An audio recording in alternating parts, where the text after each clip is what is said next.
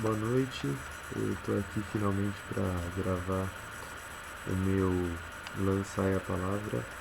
Lançai a Palavra é um desafio que está rolando no Facebook já há um tempo, em que cristãos ou pessoas que gostam da Palavra de Deus, que é a Bíblia do mundo inteiro, eles falam seu versículo favorito, escolhem um trecho em que Deus fala ao coração e compartilham e falam e pronunciam esse texto e dizem o porquê da escolha desse texto. Eu fui desafiado já algumas semanas atrás pelo Rodrigo Galente. Obrigado pelo desafio, eu estou cumprindo isso agora, já passou mais de 24 horas. Se você quiser o livro que você pediu, eu te dou, mas eu acho que é uma zoeira, então você que sabe, se quiser alguma coisa também coloca no comentário. E pelo meu amigo, também fui desafiado pelo meu amigo Rogério Assim Gonçalves, que compartilhou na própria linha do tempo, fiquei muito feliz por isso. O texto de Eclesiastes 3, que fala sobre o tempo, que tudo tem seu tempo, um texto muito bonito. E se tudo tem seu tempo, chegou o tempo de eu fazer meu vídeo e compartilhar meu texto favorito. Está em Romanos 12:2. Romanos, eu vou tentar dar uma explicação que eu pensei aqui na minha mente, vou ver se sai direitinho, senão eu tenho que gravar outro vídeo. Romanos é um livro muito teológico que explica todo o plano de salvação de Deus através de Jesus. É um livro muito rico, em vários versículos muito bonito. Em Romanos, que no capítulo 1, ele explica que que a natureza revela a glória de Deus, que ninguém é injustificável, que ninguém pode falar, Deus, mas você não se revelou a mim, não importa a circunstância, a própria natureza já revela a glória de Deus. Então todos têm a chance de conhecer a Deus e de se aproximar dele através de Jesus. Também diz que o homem se desviou de Deus, preferiu adorar a criatura em vez do Criador, e o próprio Deus entregou o homem pecador às suas concupiscências, aos seus desejos pecaminosos, e lá cita vários pecados. Em Romanos 3 fala que todos somos pecadores, todos pecaram independentemente, não existe ninguém perfeito. Todos pecaram e estão destituídos, estão afastados da glória de Deus. Então todos temos essa necessidade de nos reconciliarmos, de nos aproximarmos novamente com Deus. E a continuação do versículo é muito bonita, porque não para aí, não fala só que todos pecaram e estão destituídos da glória de Deus.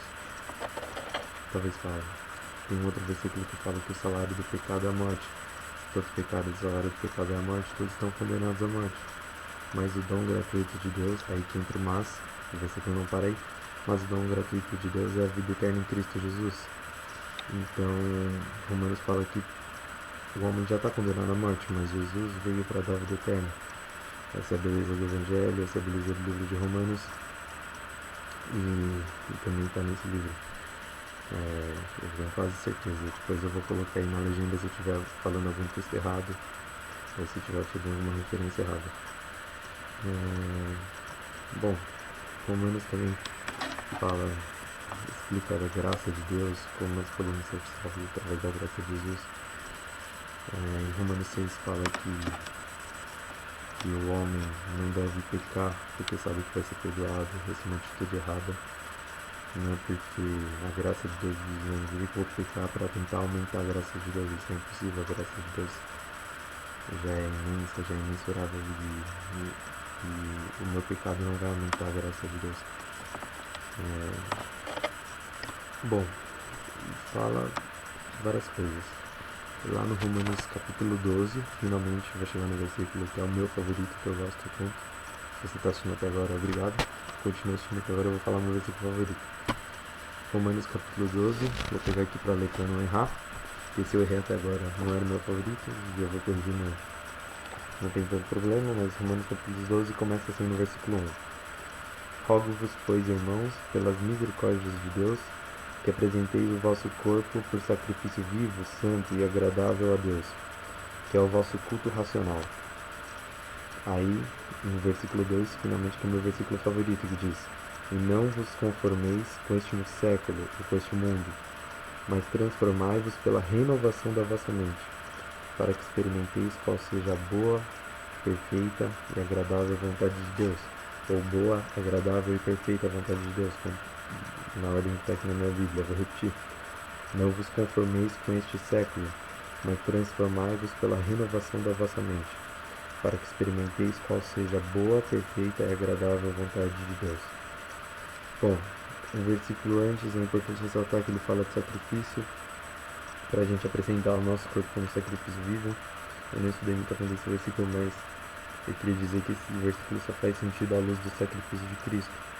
Sacrifício que Deus amou tanto o mundo que deu seu Filho único, Jesus Cristo, para morrer na cruz, para que todo aquele que nele crê não pereça, mas tenha vida eterna. O sacrifício de Cristo que possibilita que a gente apresente algum tipo de sacrifício a Deus.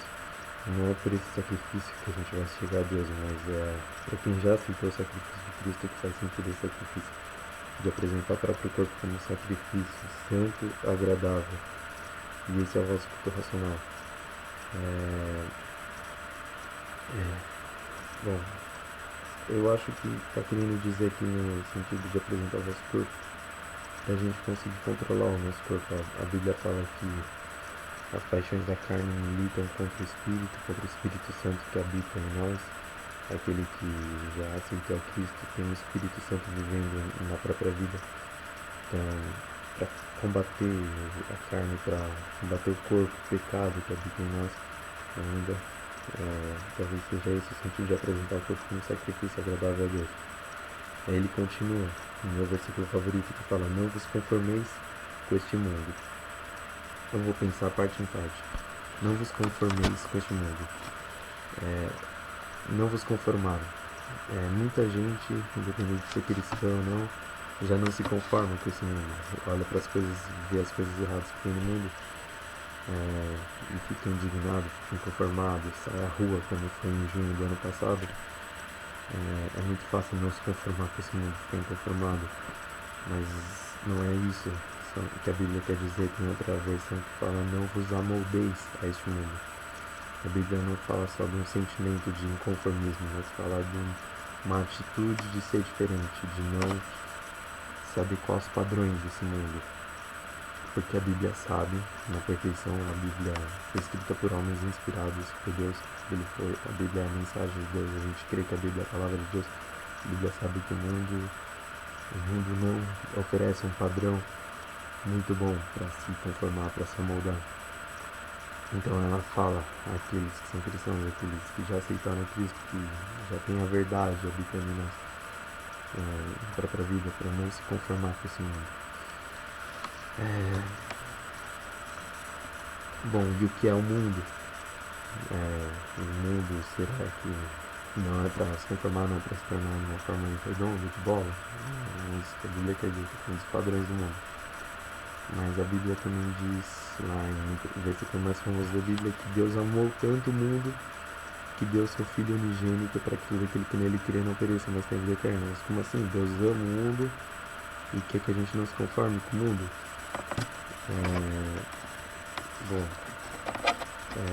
Deus amou as pessoas do mundo, mas o sistema do mundo ainda é errado.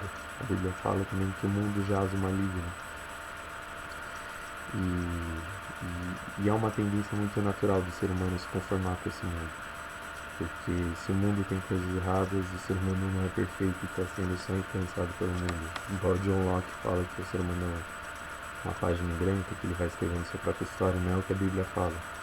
A Bíblia fala que todos pecaram e destituídos estão da glória de Deus, que em pecado me concebeu a minha mãe, portanto pecado, o erro, pecado errar o alvo, desagradar a Deus é uma coisa natural do ser humano. O homem não precisa fazer esforço nenhum ou sofrer pressão externa forte o suficiente nenhuma para fazer as coisas erradas.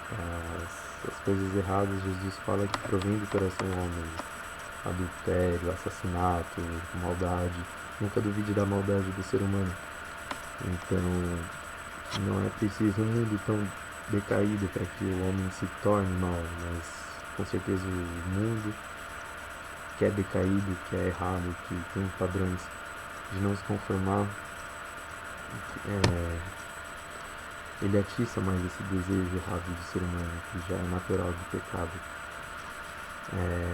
Então o não se conformar aqui com esse mundo não se tornar nos padrões. Por exemplo, como eu disse dos protestos do ano passado, a pessoa pode ter um sentimento de inconformismo, mas ela tá lutando lá contra a corrupção de Brasília, mas ela no dia a dia dela ela pratica pequenas corrupções. Por falar nisso, tem uma campanha da CGU que luta contra as pequenas corrupções, eu acho muito legal. Eu já compartilhei na minha linha do tempo. Vamos lutar contra as pequenas corrupções, porque não adianta nada a gente falar dos políticos de Brasília e praticar o jeitinho brasileiro, ou sonegar impostos, argumentando que se eles fazem, ou se eles vão roubar o dinheiro que eu vou dar, eu não tenho que dar, ou eu não tenho que fazer o que é certo. Não, o certo começa a partir de cada um de nós, principalmente se você é cristão, se você vive testemunhando que Jesus é o Senhor da sua vida. Jesus disse: dá a César o que é de César.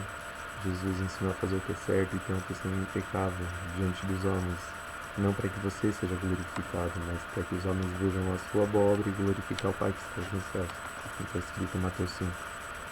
Então a gente tem que fazer a diferença, dar um bom testemunho. A gente não pode só moldar os padrões desse mundo. Esse é só um exemplo. Os ensinamentos que o mundo dá através das novelas, da mídia, e aí já vai entrar na parte da transformação da mente. Se você não tiver uma mente transformada, você vai ser muito influenciado, porque alguma coisa vai fazer a tua mente. Se você não busca satisfazer a sua mente ou alimentar a sua mente com coisas boas, alguma coisa está fazendo a sua mente, e nem sempre, provavelmente, não é bom, porque eu não estou mais falando da Bíblia, estou falando daqui, dá pra ver. A gente vive numa sociedade midiática, numa sociedade de imagens, de muita informação rápida e contínua, e que a gente às vezes não para processar, filtrar, e vai assimilando por osmose, vai consumindo tudo aquilo, e aquilo vai fazendo parte da gente, vai fazendo parte de nossos valores, do que acreditamos. E nem sempre aquilo é certo, aquilo não agrega como pessoa, aquilo é conforme a palavra de Deus diz, o conforme o que Deus ensina. Então, se a gente diz, a gente tem que tomar muito cuidado com isso. Não vos conformeis com este mundo, mas transformados pela renovação da vossa mente. Então, Deus não apenas ele fala que não é para fazer, mas ele dá a sugestão do que fazer para não ser igual, para não se amoldar, para não se conformar com este mundo, que é transformar pela renovação da vossa mente. A gente vive numa sociedade muito racional, baseada no iluminismo, na ideia do cientificismo, de que a mente é o que torna o homem especial. Mas a Bíblia fala muito também do coração do homem. Em Provérbios 4 fala para o homem guardar o coração, porque é dele que procede as fontes da vida. E eu acho que, eu não tenho certeza, eu não conheço muito bem o grego, o hebraico, o grego, as línguas em que foram escritas a Bíblia, mas eu acho que tem um pouquinho a ver aí, a mente, o coração, porque é o que move a gente, né? A mente é o que está passando quando a gente está quieto, quando a gente está andando de metrô, quando a gente está fazendo nada, a mente vai trabalhando, a mente não para, e o coração é que nos impulsiona a fazer uma coisa. Agora, Jesus fala: se os vossos olhos forem bons, todo o vosso corpo será luz. A gente tem que tomar cuidado com o que a gente coloca na nossa mente, né? Diz, não é a Bíblia não fala isso, mas o olho é a janela da alma. A Bíblia não fala isso, mas eu acho que faz um pouco de sentido. A gente tem que tomar cuidado com o que vê. Tem uma musiquinha infantil que fala: cuidado, olhinhos, o que vê, cuidado, mãozinhas, o que toca, cuidado, pezinhos por onde andam. E também que seja uma música pueril, infantil, acho que vale para o caminhado inteiro de tudo cristão. A gente tem que tomar muito cuidado com o que a gente se expõe, porque, como eu disse, a nossa propensão é para as coisas erradas, o nosso desejo é para as coisas erradas. E a gente luta contra isso com a ajuda do Espírito Santo que é o próprio Deus, com a ajuda de Deus, a gente luta e consegue vencer. Mas a gente não pode brincar, a gente não pode duvidar da maldade que ainda habita em nós por meio do pecado. Então a gente tem que fugir dessas coisas. Tem que tomar muito cuidado com o que a gente alimenta nossa mente, nosso coração. Eu vou enfatizar que eu não estou falando isso porque eu já consigo, que eu já venci, como Paulo, o próprio apóstolo Paulo, que é um exemplo para todos os cristãos. Ele diz: ainda estou lutando para buscar a excelência em Cristo. E no final da vida ele fala: combate bom, combate, guardei a fé, é isso que eu quero para minha vida. Mas eu ainda estou muito longe disso, e isso por causa disso até que é meu versículo favorito, porque é um alvo que eu tenho, porque é uma busca que eu tenho cotidiana para minha vida, de não me conformar com esse mundo, e transformar pela renovação da mente. E eu acho que estou fazendo uma análise aqui, eu não sei se é muito certo, mas eu acho que uma forma de transformar a mente é pela palavra de Deus. O Salmo 119 está cheio de exemplos disso, como pode o jovem guardar puro o seu caminho pela palavra de Deus. Fala Salmo 119, no certo versículo. Ele fala também que a palavra é lâmpada para nossos pés e luz para os nossos caminhos. Então a gente, para não se desviar do caminho, a gente tem que estar sempre lendo, buscando a palavra de Deus. Se a gente alimenta a nossa mente com tanta coisa, a gente não guarda um tempo por dia. Estou tomando cuidado disso, tentar pelo menos todo dia ler alguma coisa, um capítulo pelo menos da Bíblia.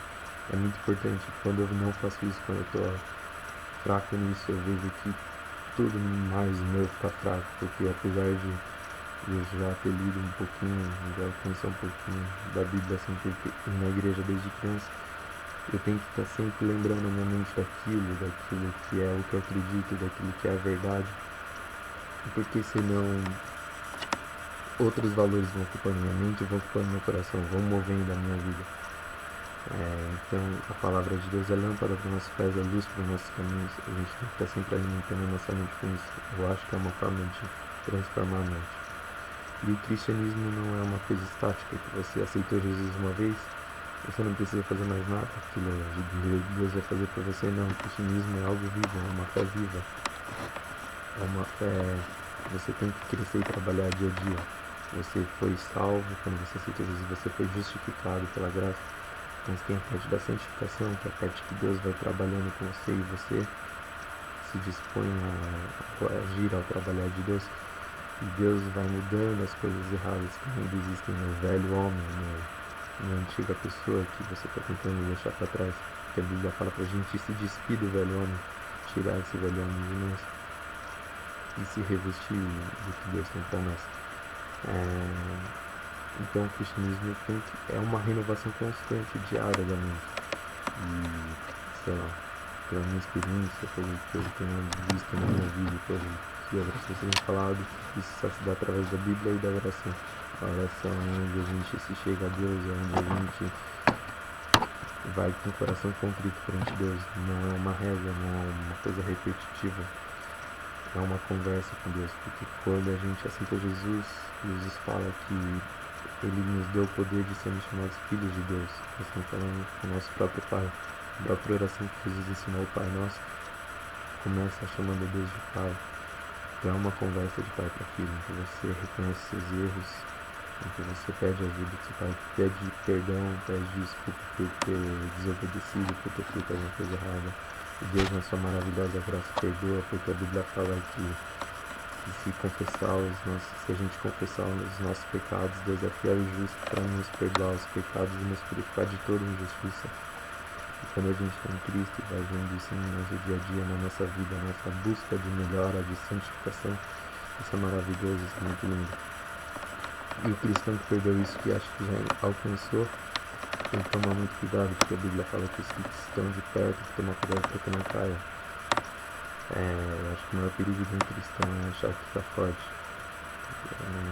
O cristão verdadeiro, ele cresce em dependência de Deus, ele cresce reconhecendo cada vez mais a sua fraqueza e quanto ele necessita do agir de Deus em sua vida, da graça de Deus, da misericórdia de Deus, para continuar vivendo, para continuar crescendo, para continuar melhorando.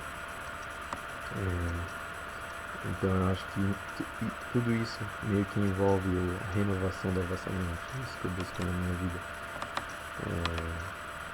E também a palavra de Deus diz em João 17, deixa eu dar uma olhada aqui para não falar besteira, que é na oração sacerdotal de Jesus, que fala que a palavra de Deus é a verdade.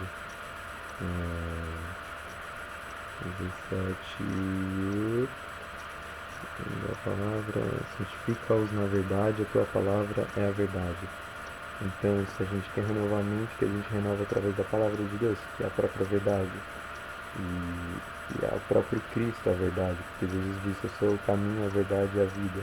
Que a gente que a gente enche nossa mente da palavra de Deus e da obra de Cristo, de quem Jesus é e do que ele fez por nós na cruz. Porque essa é a verdade, e essa é loucura para o mundo, mas quando a gente entende, quando Deus nos dá a compreensão, nos dá a graça, é a sabedoria perfeita, é a razão da vida, é o que dá paz, que excede a todo entendimento. É muito bom. Jesus aqui está orando pro Pai em favor de nós, em favor dos filhos de Deus. Jesus está pedindo para o Pai em favor daqueles que vão segui-lo, que vão crer nele, ele fala que eles sejam um em mim como eu sou um em ti. Deixa eu ver se é isso mesmo que ele fala. A fim de que todos sejam um, como és tu, ó Pai, em mim e eu em ti, para a gente também ser um como irmãos. E o outro versículo que eu queria destacar aqui desse texto do João 17 é o versículo 15, que fala: não peço que os tire do mundo, sim que os guarde do mal. Que você vê falando tudo isso, você fala: então, como que eu vou conseguir alcançar isso? Como eu vou conseguir não alimentar minha mente com coisas ruins? E esse mundo é tão midiático, tanta informação. Eu vou ter que virar um monge, talvez, me afastar do mundo, viver isolado. Não é isso que Jesus pede para o Pai, não é isso que Jesus ensina. Jesus ensina para a gente viver no mundo, mas viver de forma diferente. Quando nós somos de Cristo, nós não somos mais do mundo. A nossa pátria não é mais o Brasil, a gente não é mais paulistano, brasileiro. Eu não sou mais... meu pertencimento não é mais da minha família, não é mais dessa terra, é do céu, é do reino de Deus. A gente crê nisso, que a nossa pátria está no céu, a nossa pátria está por vir, é o reino de Deus que Jesus prometeu. Mesmo assim, a gente ainda não está nesse reino, a gente ainda é nesse mundo de jaz maligno, que a gente não deve se transformar. Então a gente tem que estar fazendo a diferença, vivendo nesse mundo e não se conformando com ele. E se Jesus pediu para o Pai que os guarde do mal, Deus com certeza vai responder ao Pai, o Pai vai responder a Cristo. Jesus é Deus também, mas o Pai vai responder ao Filho, porque é a oração do próprio Filho. E quando a gente crê nisso, Deus está guardando a gente do mal, então a gente não precisa tudo que se preocupar.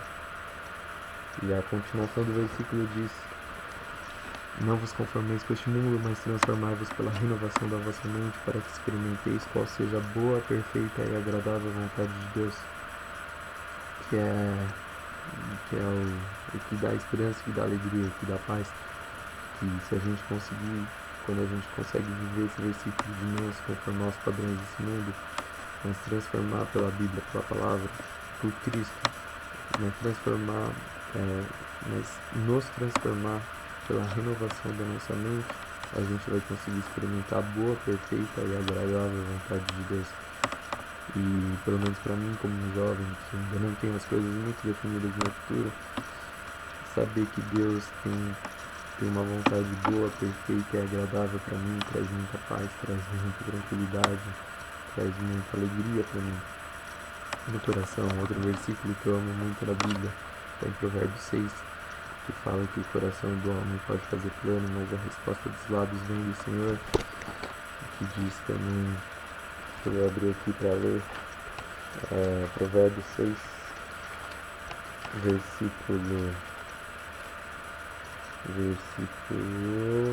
Provérbios 16, desculpa. 16, isso mesmo, Provérbios 16. Versículo 1 fala: o coração do homem pode fazer planos, mas a resposta certa dos lábios vem do Senhor.